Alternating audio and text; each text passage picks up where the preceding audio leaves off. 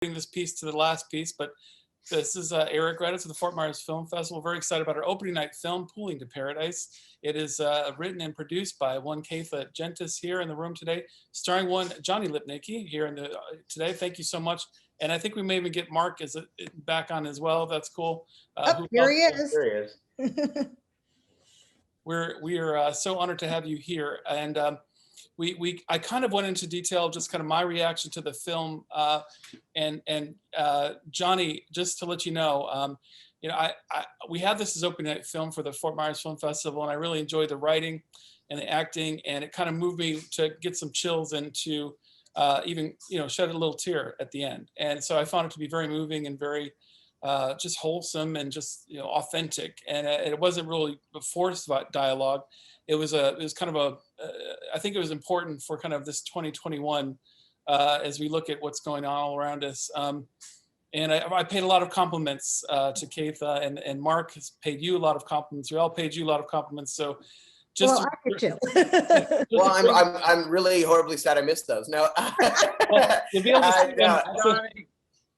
I will send you the link so you can hear all. Oh yeah, I'm so sorry, but thank you so much for having us.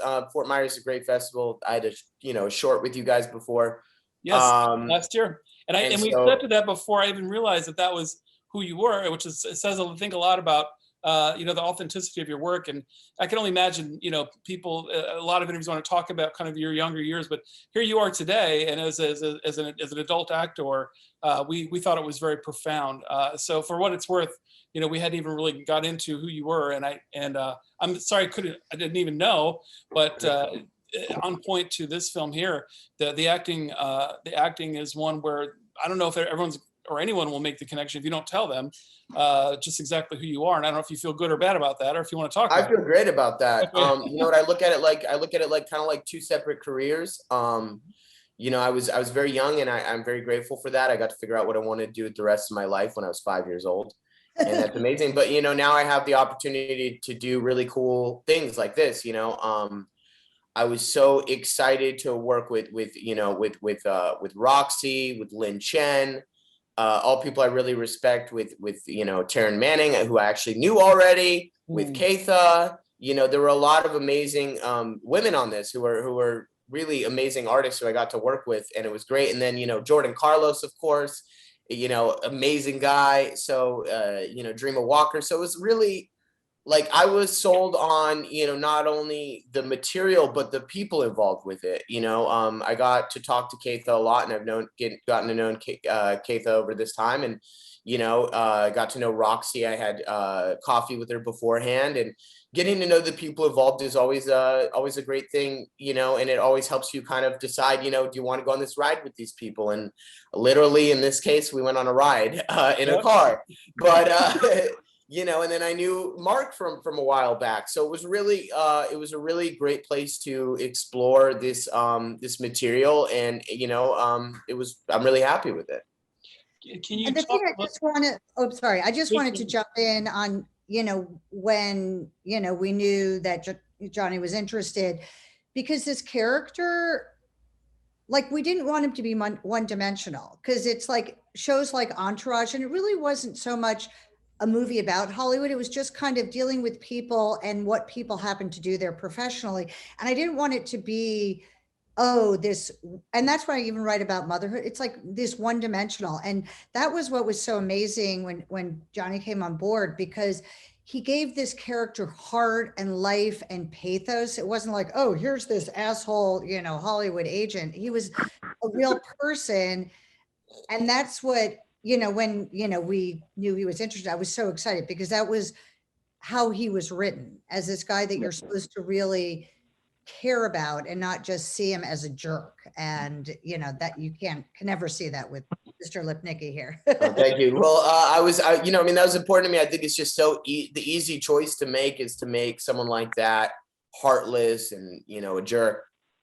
So I think that it's like, well, that's not interesting. We've seen that a million times in film and television. We've seen the guy who works in the entertainment industry is a jerk, but we forget that there are a lot of you know, there's a lot of good people who work in the entertainment industry. You know, there's good people, there's bad people, like any industry, and I think we forget that. So I was like, it's more interesting to have, you know, this guy who actually you might care a little bit about.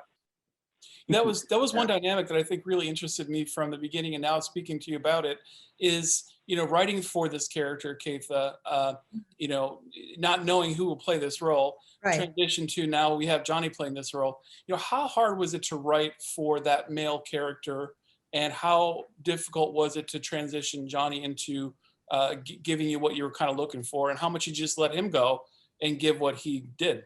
Yeah, and I mean, and that's a lot of the director in terms of on the set stuff. But well, yeah, no, like I said, it was a composite of some people I knew, and again, these are real people, and it's important. And then especially with, and again with a lot of, for that role, it was, you know, dealing with what I find, because to me it is a friendship love story, and I'm always like, you have to love yourself before you can love somebody else. And that's why I thought it was important with this character, to be able to go there. And I think it was that he was very idealistic and had this path that he wanted to go on, and it didn't quite go with love. And he's a passionate guy, and that's who the character was. And I don't know, writing men, writing women, I don't know. I mean, that's what writers do. So when you specific to that, but I did find, you know, I wanted to make that Sean character as rich as possible. And, you know, and Mr. Lipnicki here just dug his teeth in, and then Roxy gave him a lot of freedom to explore it deeper. Well, you wrote that I went to a liberal arts college, and I thought that was interesting because a lot of, you know, agents and whatnot go to, you know, they go to the law degree route. And so I thought there was something in the writing there. So that's kind of where I took that from, is where I was like, you know what, maybe this is a person who is also like artistic, who also has feelings, you know? And so I kind of took that from the writing, honestly. I wanted to say that what I observed was a real kind of tenderness to your character, hurt, broken, and confused, but at the same time, with a vision that he kind of, I don't want to give away the ending, but with a real vision. Did you draw from any experiences or folks that you can talk about that helped you to make that character what it became? Yeah, sometimes, you know, you're lucky enough that parts come to you when, you know, you need them or they need you, you know, and I mean that not in like a business or a working sense. I mean that in like an emotional sense. And I had a rough year in 2019. And so I was freshly, I feel like, you know, I was right there. I was freshly hurt from things in my life. And I think I was kind of right there. So it really, it played into that, you know, and I got lucky with that aspect of it. Obviously there's work you do as an actor, but like it's made a lot easier when you already kind of are going through something and your character is going through something. It just kind of fit. It kind of worked. Mm-hmm. So, you know, having a tough year, I don't know. Yeah. Well, it is interesting. We do tend, you've managed to take that and turn it into something great in this movie, and it's exciting. Thank you. Your experience, can you tell us any kind of just maybe anything you remember from the experience that you want to talk about, filming or editing, or when you first saw it, was it what you expected it would look like, etc.? You know, you don't really know what it's going to look like when you shoot something. You just kind of got to put faith in the people around you, you know, and then that was really easy when I really liked everybody involved with this. That's an easy thing to do. You know, is it when you feel like you have a comfortable place to land and a comfortable place to explore. You know, of course, I'm always going to be critical of myself. So that's the only thing I was worried about. I wasn't so much worried about, I was surrounded by some really good people, so I wasn't worried about them. You know, they did a great job. I saw it with my eyes. But, you know, I'm worried about like, oh, you know, how the performance came off. You know, did I do too much here? Did I do too little there? You know, it's only natural. But, you know, to prepare for it, you know, I talked a lot with Roxy. And I just, you know, we had a great table read beforehand, which I think was extremely helpful.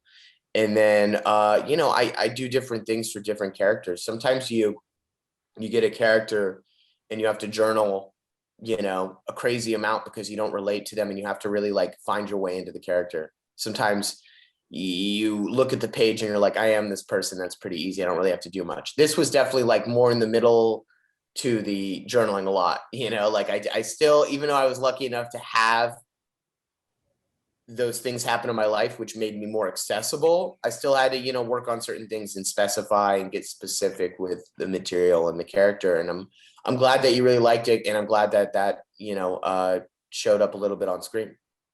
Yeah, I did love it. I told Caytha there was a moment I got some goosebumps and even shed a little tear at the end without giving her the ending. But there was also some moments Caytha kind of alluded to where there was the freedom to stick to the script and to develop it and to even maybe improvise. There was a moment, I think, when you finally got to the girl who broke up with you, your fiance, and you had the phone and you're like, here, look, I'm going to take away all these pictures of you, and then Maybe you're giving away too much. Eric. Anyway, well, yeah, there were some, let's just say, yeah, there were some points that, you know, we definitely like this, the material I have with Taryn, we just kind of played around a lot. I'll put it Yeah, that way. that was, I have to, yeah, because I was gonna say that when, you know, looking at the edit, like that was just one of the favorite moments, because there was such a comfort level between the two of them as actors. And so they just did that thing, you know, said like, just play, like, this is what we want. And it was so much fun. They just took it to the next level. And you could see, I mean, there was so much chemistry that was created I was going to say that with other people, but when Taryn and Johnny got together, it was like, you knew, you know. And that's what I was asking. I wonder if Johnny might, because writing relationships is hard. Writing a dialogue that you think would be in a relationship, so you really do have to kind of have that chemistry. How tough was that for you, Johnny, to build that chemistry? Was it tough at all, or easy, or what would you say? It's really, you know, it's interesting because I think everybody or a lot of people come into the first day of being on set like, you know, it's like the first day of school, you know, you're like, hopefully everybody likes me and they're very nice. Luckily we had, you know, had the table read, so I got to meet everybody and they were extremely nice. But everyone from cast to crew, everybody involved with it, you know, production, everybody was really nice. So, I mean, it felt as comfortable as you can for even a first day, you know. And then Taryn, I was on a cooking game show with Taryn on the Food Network, so I knew her. So like when I saw her, it was like, hey, you know. So it was like it was cool, you know. I really dig her as a person, and we get along really well. So, you know, I think that she, you know, from what she told me, she really appreciated the level of play as much as I did, and we had, you know, a great time. So it depends on the situation. I mean, sometimes in acting, you know, like, especially like if you're a guest star on a show and there's all the series regulars, like that can go, you know, many ways where like, maybe, you know, like they have their own thing going and you're the new kid stepping in. But something with this movie where we all, you know, start on the first day for the most part and had a table read, like, it was as good as it can get as far as comfort level. That's, as you know, I mean, there's always going to be little nerves the first day, but that is like what you ask for, is you want to feel comfortable around people. And I, you know, I mean, right off the bat, like Jordan Carlos making people laugh, like, you know, you have this cool dynamic of people who are all extremely warm. And, you know, I felt like I could take risks, I could play. And great, you know, Roxy as a really great director, giving us that freedom and really, you know, giving us that sense that we could play is very important. And I would just say, because you know, I was involved, you know, very much, you know, in the casting process, you know, as Roxy and I worked together, and also as just, you know, people who I could, you know, had access to. And I was just going to joke, my last project, our first day was inside of a plane to jump, you know, for parachuting. So it's like our first day was in a car. That was a first day with another ensemble inside an airplane. But I'd say as part of the casting, I think you feel that energy. Like, I don't think it happened by accident. I just think, you know, again, like you have the behind the scenes, but I feel like the actors that we went with were all people that we knew were just going to be open and generous, and you can sort of feel that chemistry. And especially at that table read, because I was sitting in, like, you just felt that chemistry. So I just do think part of the casting is like you're going for actors that remind you of the character that you wrote, who are talented, but then also you want people that and you can feel that they're good, that they are these open people, similarly to what we were talking about, people on the other side of the movie business. It was a very generous group of actors, and that's what I'm saying is like you could just feel that they're going to have great chemistry. And that speaks a lot to Marc, who brought you in, Johnny. What was he like when he approached you with this script? Can you tell us what that was like? What he was saying about it? I'm just trying to remember. He was just really complimentary of Caytha and the team involved, and he was like, this is a really, really, really cool opportunity. I think that especially like festival route people will really, really gravitate towards this and like it. And since I already knew Marc, it was pretty easy, comfortable conversation, and he was like, just really, man, like I really think you should check this out. I think you'll really, it'd be great to work again with you. And I was like, likewise. So like, it's great when you get to work with people that you like again anyway, but, still had to look at the script and still had to like, see if it was something I was interested in. And I really liked it. And, it was like a really, it's easy when it's friends approaching you with stuff that's actually good. Because sometimes you have people approach you and you don't like them, or sometimes you have like, friends approach you and it's not good. So like, that was a really good situation. It was like, I wish kind of like all jobs could be that easy in making their way to me. Yeah. That's something.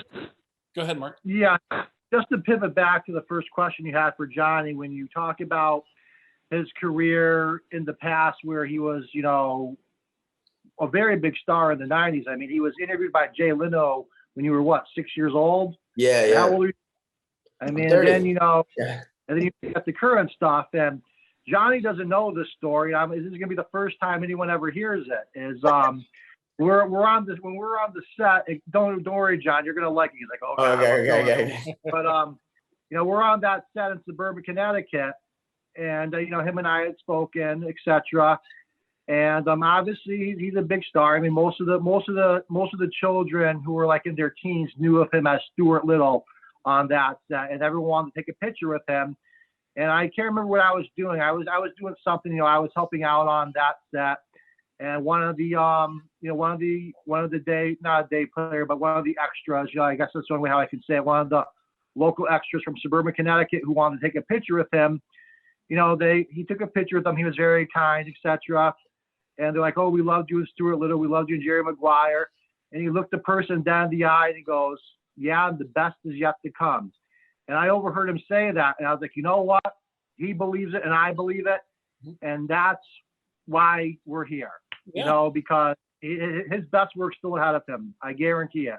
Yeah, that's the story that I wanted to share. I couldn't share it earlier because he wasn't here, but I remember that. And that's when I was reading this script, when I was reading about Sean and this another script that I have for him that is going to be pretty good. I'm not going to put I'm not going to put a plug into it there because it's not the time and place. We're talking about this festival, this movie. We'll talk about that on another day, another time. But right then and there, the best is yet to come. That's what did it. He believed it. I believed it. And boom. Well, that is, I see it too. And I agree. And I'm not someone close in I'm not in the LA world. I'm in Florida world, which is, can be a bit crazy, but I don't keep up with the stardom as much. And I strictly look at this on the level of, is this a film that would be good for our festival? And the answer is yes. Yeah. Caytha let me in on that. This was kind of shot right just before the pandemic hit. And as Marc brings up, kind of like the best is yet to come, we're seeing that in this film. I also am curious, Johnny, what do you see important next for the evolution of and/or the trajectory that you'd like to go? Or are you working on anything you can let us know about?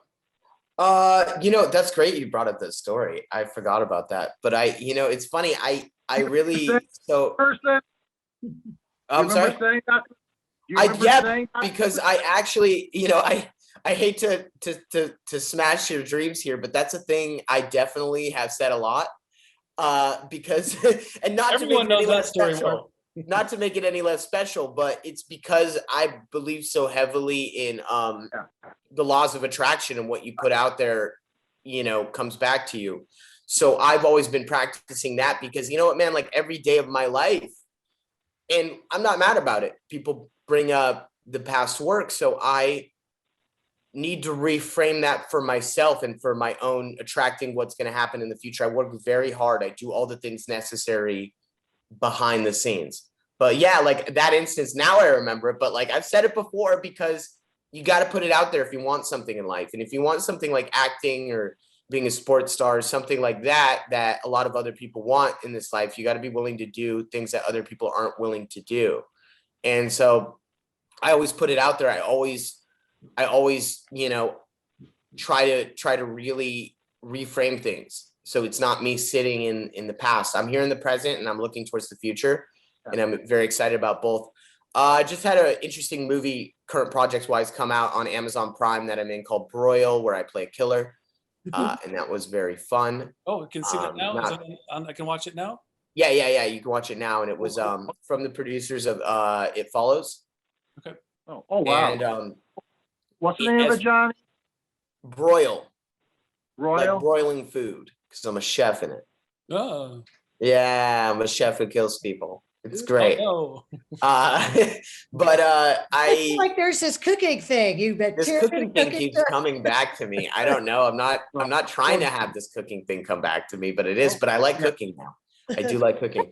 But as far as future projects, I'm creating my own project right now with a guy I really, really admire, who's been helping me out with it. And I wrote it, and pretty proud of it.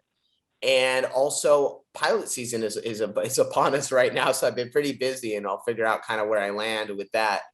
Don't really have anything for sure. Podcast. Plug your podcast. podcast. Yeah. That was next, Caytha. Okay. That was next. But thank you for actually reminding me. I did forget. I don't know how I did, but I've been doing a podcast right now, which is really been good for me mentally and everything, because it's about comeback stories. It's called Comeback Kids. It's about people finding success and what they're passionate about. And it's just been an overall really positive experience. I hope we get to do it for another season. You can find it on Apple or any of really the podcast platforms, Spotify, iHeartRadio. And it's me and Barbie Blank, who was Kelly in the WWE. And we talk to people who, you know, have really interesting stories of overcoming adversity to find success. And it's been really, like, personally, selfishly on a level, it's been really like a treat to interview these people. But yeah, I was just bringing it back up. Yeah, because of where you were going thematically. I was like, no, you really should talk about it, because you're taking that and you know, getting other people, you know, to talk about this theme. Exactly. You know, and I thank you. I appreciate it. I did, like, actually, I'm not joking. I did forget for a sec. I was racking my brain. Been a crazy morning. But yeah, like the podcast has been a really amazing experience. Like, yeah, like, of course you want to get it out there and you want to get as many views as possible, but like, podcasts for me when I was going through a rough time in 2019 are the thing that, you know, made me happy and brought me joy and brought me kind of back down to earth. That and audiobooks, listening to passionate, you know, people who I admired. And I thought if I could do that for like one person, what, you know, I was, you know, lucky enough to happen with me with other people's podcasts, and that it's really worth it. That is so awesome. Jonathan, we'll be sure to include that in the releases that we're sending out. I don't know if you're going to make it to Florida for the opening, but you're certainly invited. We'll do our best to show you. Thank you so much. And we are, like I mentioned, it's very nice to see you in this kind of second act, or whatever you want to call it, establishing yourself as a real phenomenal independent actor. And we were so glad to see you in Pooling to Paradise. We have thank you, Caytha and Marc as well. Anything that I left out that you want to say? Because I probably forgot something. Yeah, the best is yet to come. Yes, the best is yet There to you go. come. Yeah. It's going to be starting out at the Fort Myers Film Festival, May 12th, 2021 at 7 o'clock. Come down to the Sydney and Burn Upstairs Center in Fort Myers, Florida. Find us at FortMyersFilmFestival.com, and we'll be sure to put in the comments how you can check up on Johnny's podcast and all the future and past works with Caytha and Marc. I'm getting to know you. So if you have anything you want me to add on that, be sure to let me know as well. I wish you guys a much peace and a happy day. And thank you so much for being a part of this here. We look Well, I forward. do have one thing I want to point out. This grandfather clock's a family heirloom. My grandparents bequeathed it to us in this generational household, and they loved Jerry Maguire. And I don't know if you heard it going off in the background at one point of the interview, but I thought that was kind of crazy when it just started going off in the background when Johnny came on. Like I said, they always said, "Oh, that little kid's so cute," and Jerry Maguire, Tom Cruise is his son, and I'll leave it on this. Tom Cruise said it himself. Johnny, you're a star. Johnny has written proof of it when he gave him the autograph. So we'll go on that. Thank you. Best is yet to come. All right. We'll see you guys all soon. Thank you so much for being a part of this, and look forward to seeing the Fort Myers Film Festival 2021. Thanks, guys. See you later. Thank you. Yeah.